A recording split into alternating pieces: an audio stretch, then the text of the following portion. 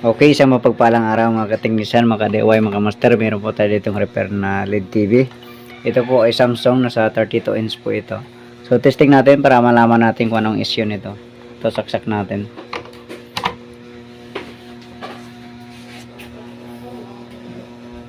Wala na, hindi na. Ayun, lumabas naman ng power. Parang nag-on na rin. Oops, standby lang siya. Pindutin natin. Ayun, nag-on. Ayun, nag-on na. Tumunog ang speaker. Ayun, umiilaw ang backlight. Wala siyang picture. Wala tao. Okay, sige. Buksan po natin ito. Samahan nyo po ako.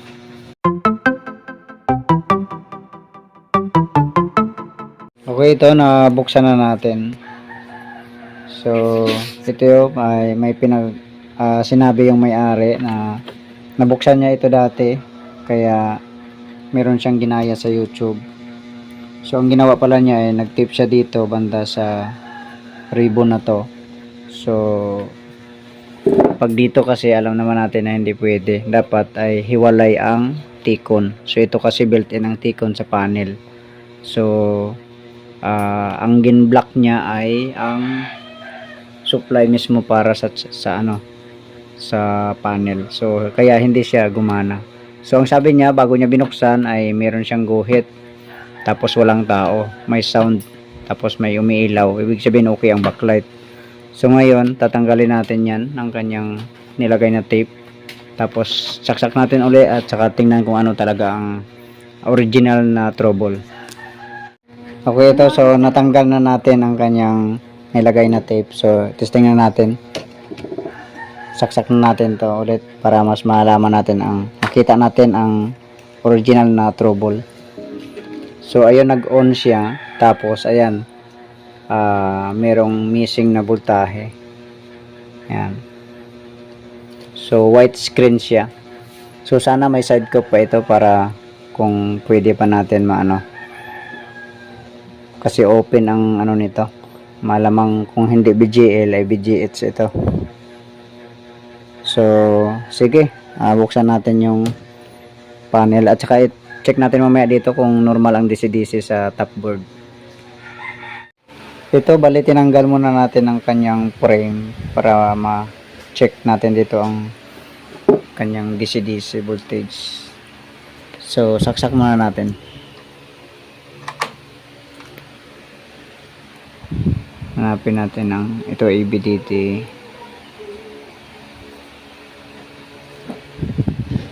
Ito BGH. Parang walang BGH. Ayun, meron dito pala sa kabila ang BGH. So ayan, meron 50 na sa 20 plus. So may BGH naman, ibig sabihin normal ang DC-DC. Ito yung BGL.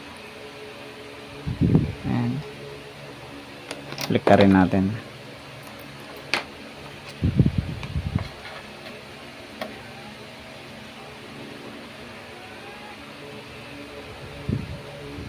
Ayan.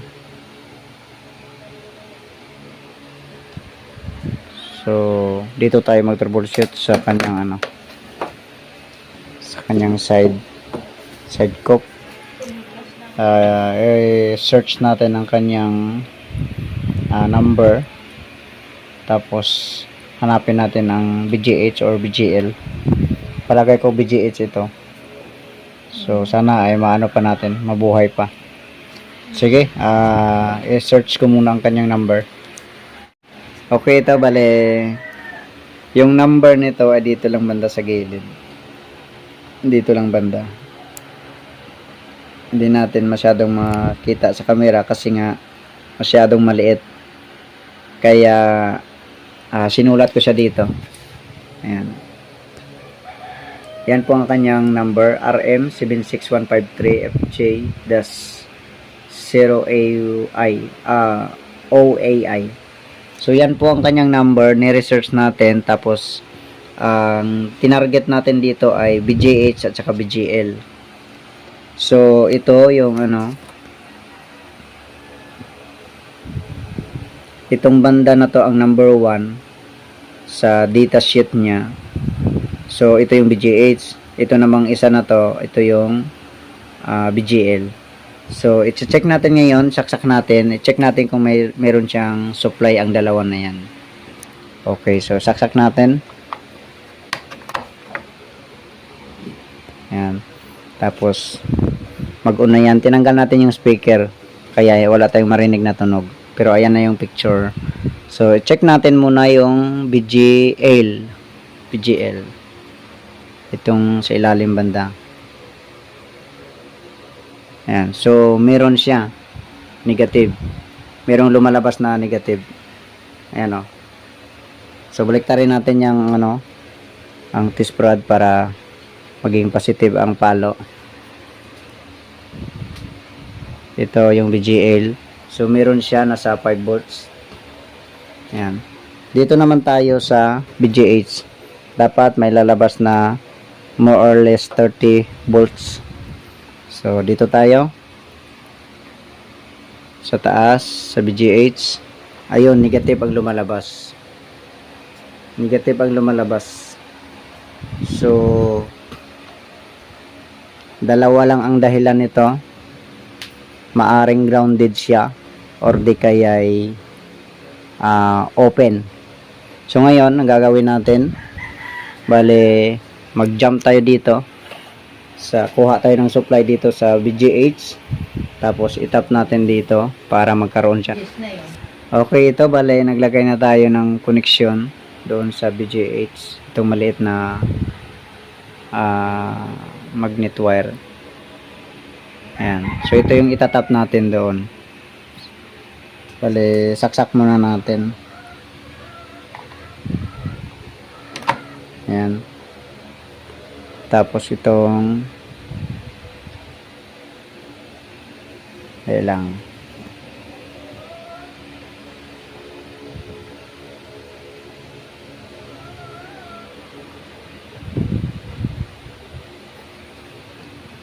Ayan, itong ano na to, hawak ko. I-inject natin dito. So kaya nga ito may supply. Ayan. Sa 25 volts. Inject natin. Ayun. Nawala. Ibig sabihin grounded talaga. Kasi may BGL na lumalabas eh. Ayan, ulitin natin.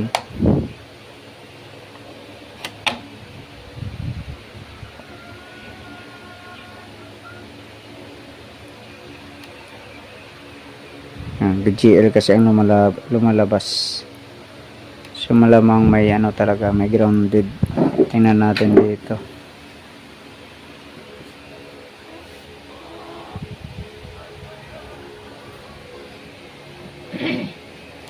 O subukan muna natin itap kaagad dito. Ito dinirect natin, itap kaagad para malaman natin kung kaya niyang pandarin. Saksak natin.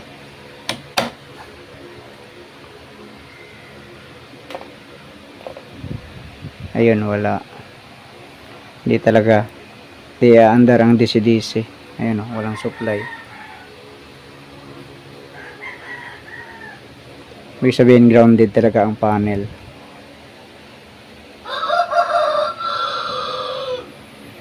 Wala tayong makitang ano, sunog, pero grounded talaga siya.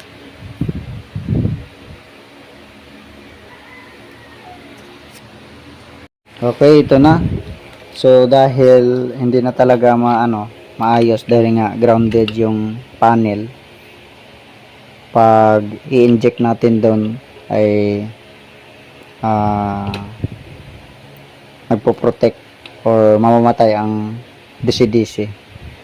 So ang ginawa na natin, suggest na natin sa may-ari, wala namang tayong makuna nito, wala namang mabilhan dito sa lugar namin. So ito na lang, gawin na lang talaga siyang ilaw. Tinanggal na lang ang LCD, tapos ganito, open siya. Tapos pwede din itong gawing whiteboard. So gamitan ng marker. So maganda ito. And then yung ginawa natin dun sa loob, tinanggal lang natin ang connection ng wire mula sa power supply papuntang mainboard para pagsaksak ng pagsaksak ay automatic ilaw na yung backlight. So backlight na lang mapakinabangan dito. Kaya pwede siya pang ilaw, pwedeng pang whiteboard. So saksak natin. Yan. Ayun, ilaw siya kaagad. So maliwanag siya. So maganda ang ito na lang ang pakinabang dito. Pero hindi pa naman natin tinanggal lahat ng mga piyesa. Kumbaga connection lang ang tinanggal natin sa loob. Tapos ito lang yung tinanggal, LCD lang. Kung in case naman na makahanap ng LCD, ay pwede namang mapalitan ito or makabitan ng LCD. Okay, sige, hanggang dito na lang video natin. God bless po sa inyong lahat.